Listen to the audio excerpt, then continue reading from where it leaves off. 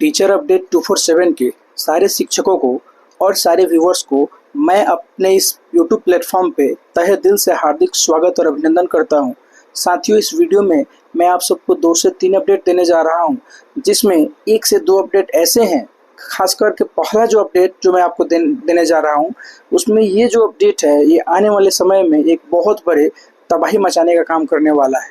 साथियों, एक रिक्वेस्ट है आप सबसे कि प्लीज़ चैनल को सब्सक्राइब कर दीजिए, वीडियो को लाइक कर दीजिए और अपने दोस्तों के साथ शेयर कर दीजिए।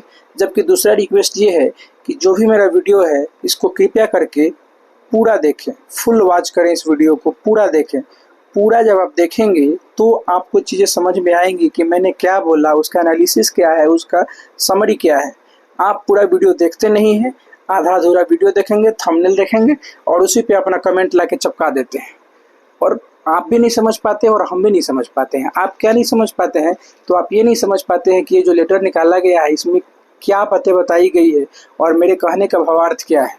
और मैं ये नहीं समझ पाता हूँ कि मैंने तो हर चीज़ सही न्यूज़ दिया, फिर भी आपको कटाक्ष करने की जो आदत है, तो आपकी आदत को मैं बदल नहीं सकता हूँ।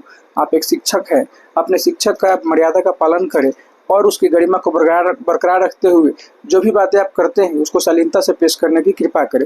अन्यथा आपको लगता है कि मेरे द्वारा दिखाई गई खबर पर आपको भरोसा नहीं है, तो आप मेरे प्लेटफॉर्म को छोड़ के आप जहां भी जिस चैनल पर विश्वास करते हैं वहां की तरफ शौक से प्रस्थान कर सकते हैं।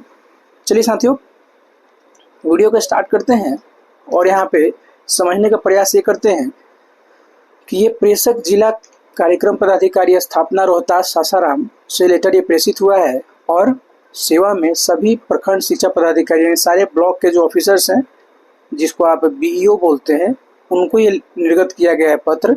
जिसमें ये विषय क्या है? तो विषय है कि बिहार लोक सेवा आयोग पटना के विज्ञापन संख्या 26/2023 द्वारा कंप्यूटर विषय में नियुक्ति टीआरई 1 के विद्यालय अध्यापक का एस्टेट प्रमाण पत्र एवं स्नातकोत्तर का अंक पत्र तथा प्रमाण पत्र की छाया प्रति उपलब्ध कराने के संबंध में, यानी कुल मिला के बातें अगर की जाए तो इसमें ये बोला गया है कि जितने भी टीआरई 1 के कंप्यूटर टीचर हैं, कौन से टीचर हैं?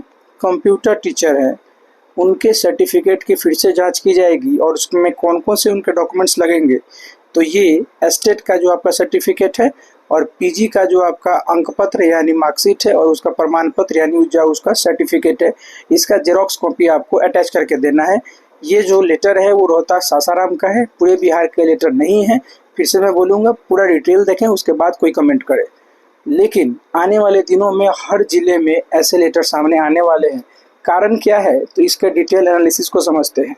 उपयुक्त विषय अंकित करना है कि निदेशक माध्यमिक शिक्षा विभाग बिहार पटना के पत्रांक 11, ये पत्रांक संख्या है, दिनांक 8/10/2025 में वर्णित माननीय उच्च न्यायालय, देखिए यहाँ पे माननीय उच्च न्यायालय में संचालित CWJC एक सिविल रिट पिटीशन है, जिसका नंबर क्या है? तो 953/2024 ब्रजेश दास एंड अदर, ब्रजेश दास के द्वारा ये केस किया हो गया था कंप्यूटर टीचर को लेकर के, जिसमें वादी के द्वारा बिहार लोक सेवा आयोग पटना के विज्ञापन संख्या 26/2023 के विज्ञापन के अनुसार निर्धारित शर्त और अर्हता पूर्ण नहीं करने वाले कंप्यूटर शिक्षक में नियुक्ति टीआरई 1 के विद्यालय अध्यापक के विरुद्ध वाद दर्ज कराया गया है।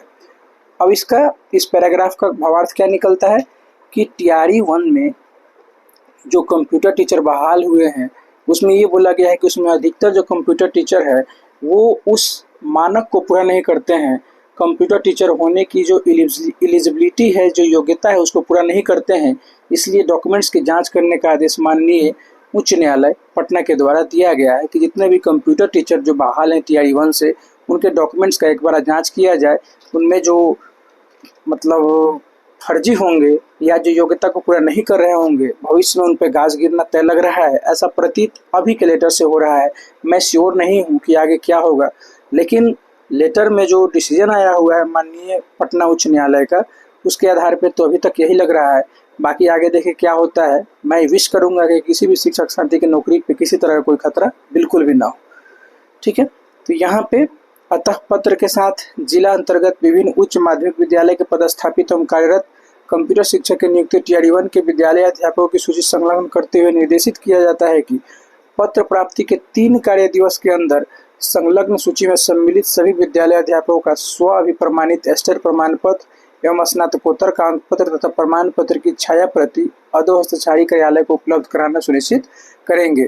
मतलब जो ये लेटर निर्गत हुआ है उसके 3 दिन के अंदर क्या करना है कि इसका डिटेल आपको हर हाल में जमा कर देना है और इनका सीरियल नंबर भी वहाँ पे शो करना है कि जो इनका रिजल्ट जो आया था सीरियलिंग में इनका नाम कितने नंबर पे था। तो ये कंप्यूटर टीचर्स के लिए एक तरह से सरदर्द वाला न्यूज़ बोला जा सकता है। यहाँ आप देख सकते हैं सिग्नेचर जिला कार्यक्रम पदाधिकारी स्थापना रोहतास सासाराम का, ये पत्रांक संख्या, ज्ञापांक संख्या और यहाँ पे डेट भी है। अगले अगर खबर पर नज़र डालते हैं तो ये नालंदा से खबर आई है। जिला शिक्षा पदाधिकारी के द्वारा प्रेषित सभी जिला कार्यक्रम पदाधिकारी नालंदा, और ये जो अपडेट है इसमें एक शिकायत की गई है कि शिक्षकों के वेतन को बिना किसी शर्त, बिना किसी नियम के, बिना किसी सिग्नेचर के उनके वेतन में कटौती की जा रही है। तो उसमें क्या बोला गया है, तो महाशय ऐसी सूचना प्राप्त हो रही है कि प्रखंड शिक्षा पदाधिकारियों के द्वारा शिक्षकों के बिना अधोहस्तचारी के संज्ञान में लाए हुए वेतन आदि कटौती की जा रही है, जो विभागीय निर्देश के प्रतिकूल है।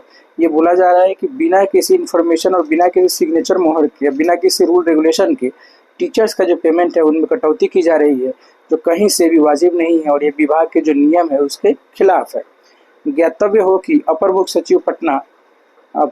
सचिव शिक्षा विभाग बिहार पटना के निर्देशानुसार किसी भी शिक्षक शिक्षिकाओं का वेतन बाधित नहीं करने का निर्देश है। मतलब किसी भी टीचर्स का जो सैलरी है उसको किसी भी तरह से ऑब्स्ट्रक्शन ना है, रुकावट ना है, ऐसा निर्देश है डॉक्टर बी राजेंद्र जी के द्वारा।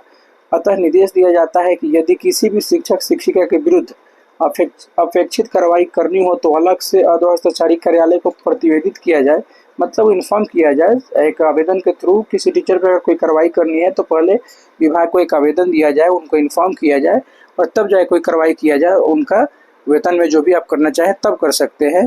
भली जांच उपरांत से ही जिला कार्यक्रम पदाधिकारी स्थापना नालंदा के नियम अनुसार उपस्थापित किया जाए। मतलब जो भी आप टीचर्स पे एक्शन लेना चाह रहे हैं तो ये बिना विभाग के जानकारी के नहीं होना चाहिए, बिना सिग्नेचर मोहर के कोई भी काम मनमानी तरीके से नहीं होनी चाहिए। और ये बात सही भी है, किसी भी टीचर के साथ ऐसा ना हो। तीसरी खबर जो है, ये खबर खास तौर पे TRE 3 के शिक्षकों के लिए है, शिक्षिकाओं के लिए। TRE 3 के कोई शिक्षक हैं, उन्होंने ग्रेवियंस पे क्या किया था, कोई क्वेरीज डाली थी कि उनका जो CL होगा, अभी जो रिमेनिंग CL है, बचा हुआ CL है, कितना CL मान्य होगा। तो यहाँ पे सीधे बात लिख दिया गया है, एक्शन टेकन डिस्क्रिप्शन, है ना, की गई कार्रवाई का जो विवरण है उसमें क्या बातें की गई है। तो बात यही की गई है, यहाँ पे देखिएगा, इस लाइन को देखिएगा, 15 मई 2025 के बाद आपका आकस्मिक अवकाश पूरे वर्ष के लिए 8 दिन का मान्य होगा। यानी 15 मई 2025 के बाद जितने भी TRE 3 के शिक्षक ज्वाइन हुए हैं उनका अब कुल मिला के समझिए कि दिसंबर लास्ट तक टोटल 8 CL मिलेंगे। अभी तक जो बातें चल रही थी वो ये बोला गया जा रहा था कि 10 CL मिलेंगे, नहीं, TRE 3 के साथियों का CL कितना मिलेगा, तो TRE 3 के साथियों का अभी साल के अंत तक 8 CL रहेंगे। ऐसा जो है क्वेरीज जो है, ग्रेवियंस जो है, उसमें एक्शन टेकन में मुंगेर के जो DEO है, डिस्ट्रिक्ट एजुकेशन ऑफिसर, उनके द्वारा एक रिप्लाई आया है, इनके क्वेरीज को ख़त्म कर दिया गया है, मतलब सॉल्व कर दिया गया है। तो ये 3 अपडेट थे। उम्मीद है साथियों आपको अपडेट्स पसंद आए होंगे। फिर से रिक्वेस्ट है, चलते चलते चैनल को एक सब्सक्राइब, एक प्यारा सा लाइक, अपने दोस्तों के साथ शेयर, कुछ अच्छा लगे तो कमेंट। मिलते हैं नेक्स्ट वीडियो में नई उम्मीद के साथ। Thank you so much. जय हिंद।